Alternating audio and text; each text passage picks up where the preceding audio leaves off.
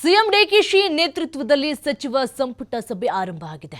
ವಿಧಾನಸೌಧದ ಕ್ಯಾಬಿನೆಟ್ ಹಾಲ್ನಲ್ಲಿ ನಡೀತಾ ಇರುವಂತಹ ಸಭೆಯಲ್ಲಿ ಭಾಗಿಯಾಗಿರುವ ಸಂಪುಟದ ಸದಸ್ಯರು ಎಸ್ಐಆರ್, ಬರ ಪರಿಸ್ಥಿತಿ ಸೇರಿ ಮಹತ್ವದ ವಿಷಯಗಳ ಬಗ್ಗೆ ಚರ್ಚೆಯನ್ನ ಮಾಡಲಾಗ್ತಾ ಇದೆ.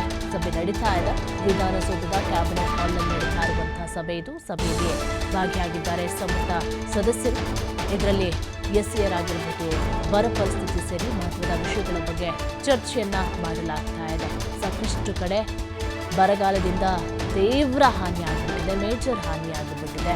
ಬರಪೀಡಿತ ಪ್ರದೇಶ ಅಂತೇಳಿ ಘೋಷಣೆ ಮಾಡಿ ಅಂತೇಳಿ ರೈತರು ಗೋಗರಿತಾ ಇದ್ದಾರೆ.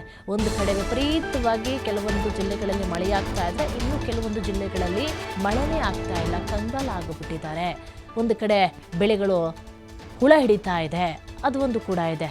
ಜೊತೆಗೆ ಲಕ್ಷಾಂತರ ರೂಪಾಯಿ ಸಾಲವನ್ನು ಮಾಡ್ಕೊಂಡಿರ್ತಾರೆ.